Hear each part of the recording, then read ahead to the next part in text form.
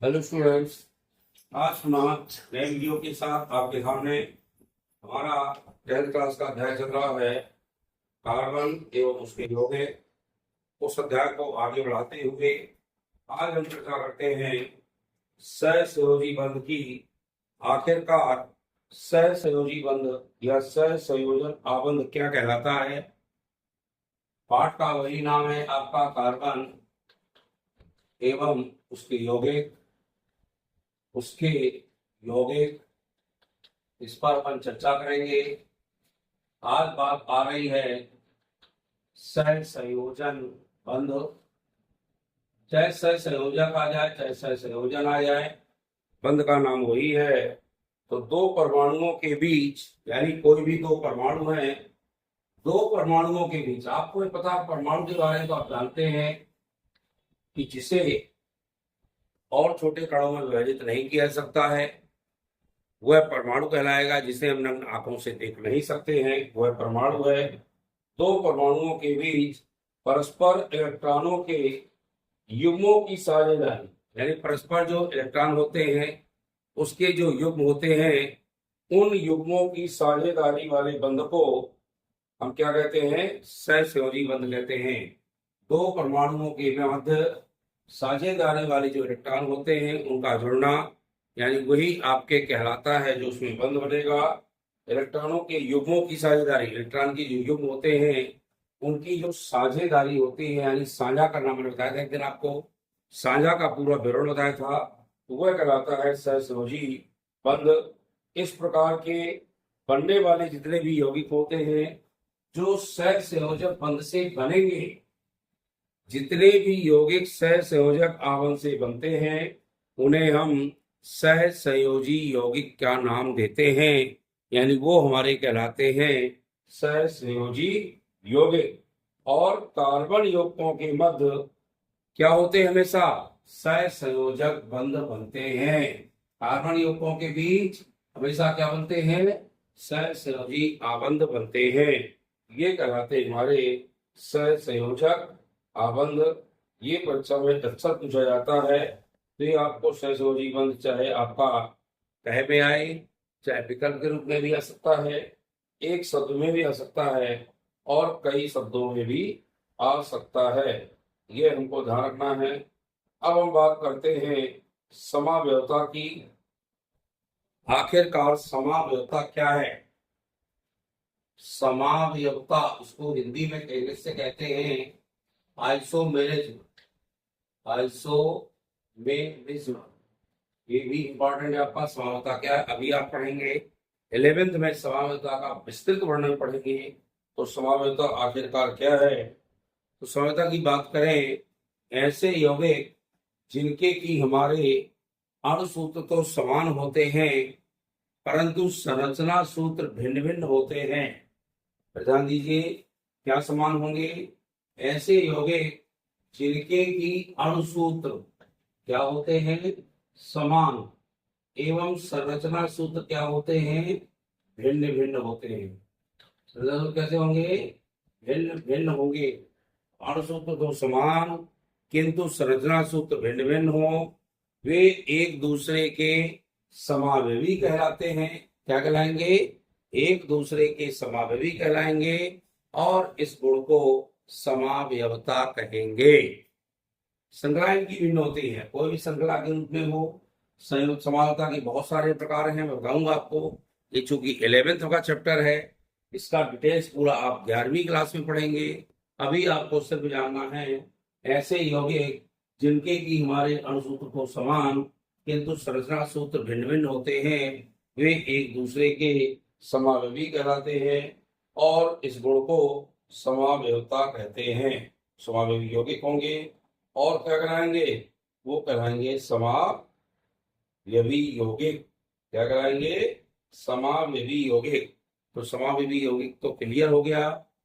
फिर सुने, समावयवी यौगिक मान लो समावयवी यौगिक पर आ जाए ना समावयवता है, तब लिखेंगे ऐसे प्रकार, ऐसे यौगिक जिनके की अणुसूत्र समान किंतु संरचना सूत्र उनके भिन्न भिन्न होते हैं, वे एक दूसरे के समावयवी कहलाते हैं और इन यौगिकों को समावयवी यौगिक कहते हैं। और इस गुण को, जो एक गुण है हमारा, वो कहलाता है समावयवता। क्या कहलाता है? समावयवता कहलाता है।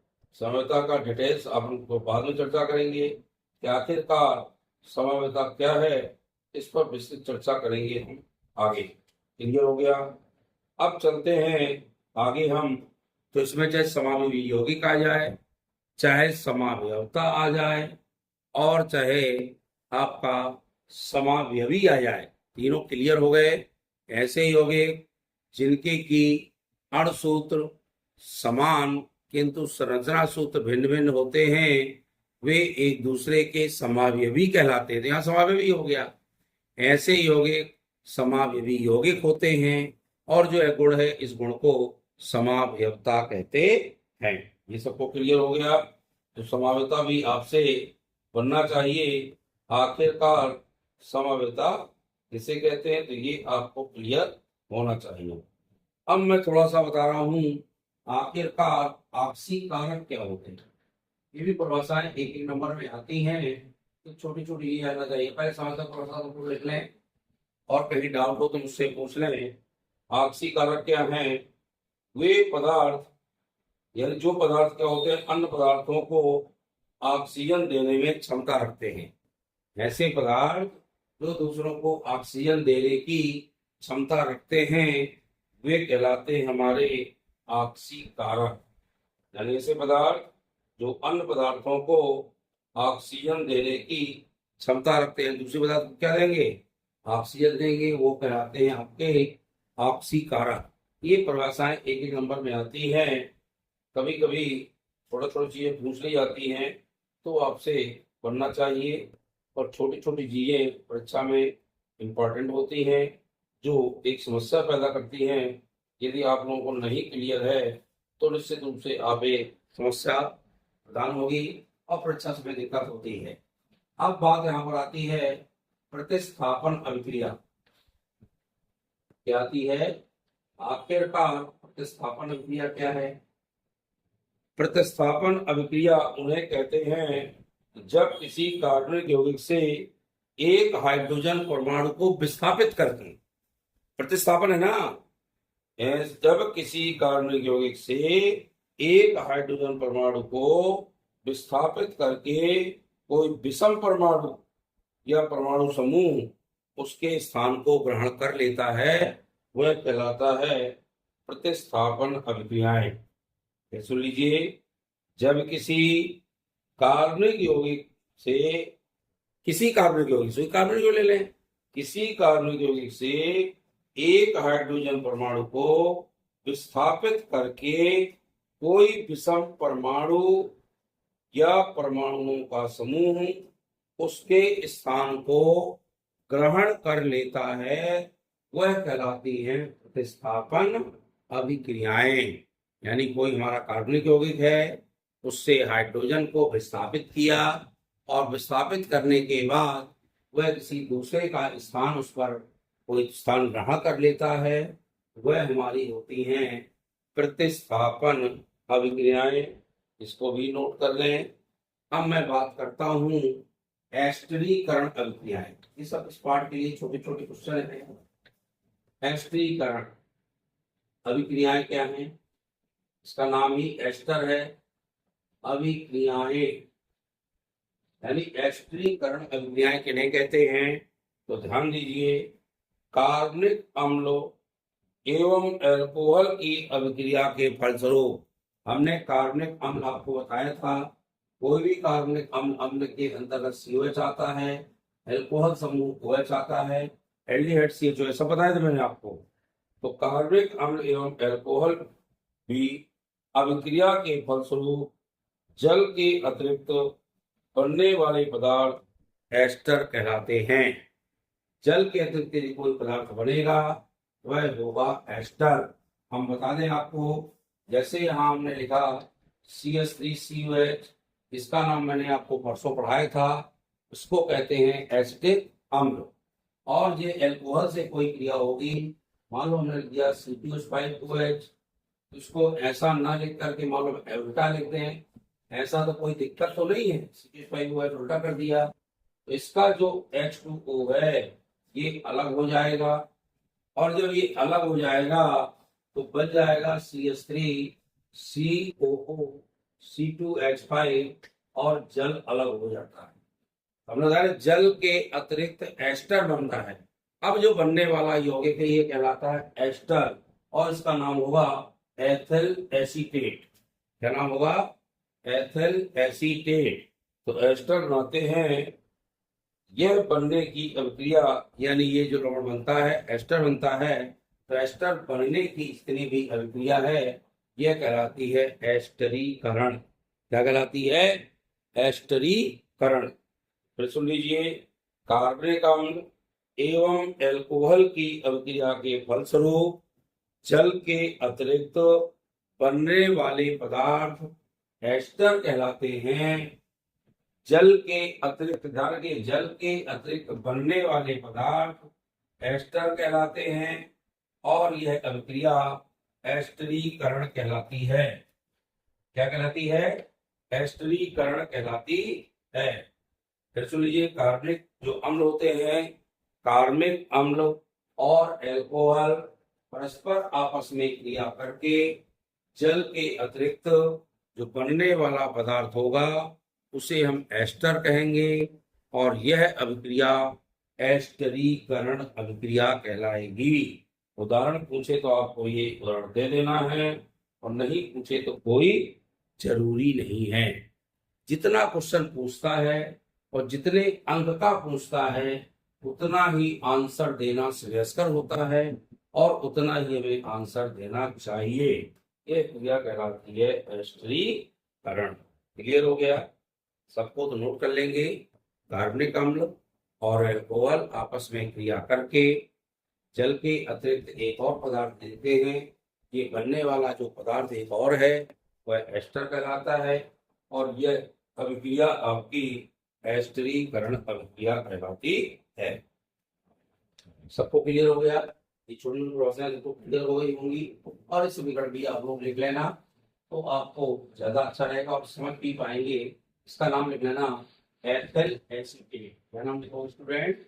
इसको लिखेंगे एथिल एसीटेट। नाम लिख लीजिए, क्योंकि C2H5 लगा है वो एथिल कहलाता है, और CH3COO माइनस का ग्रुप होता है वह एसीटेट कहलाता है। अब एक परिभाषा भी आती है किण्वन। किण्वन कह दो चाहे किण्वन कह दो, ये भी बहुत इंपॉर्टेंट है। इसको इंग्लिश कहते हैं फर्मेंटेशन। फर्मेंटेशन फर्मेंटेशन मीन्स होता है किण्वन। किण्वन सारी चीजें देखो कैसे होती है।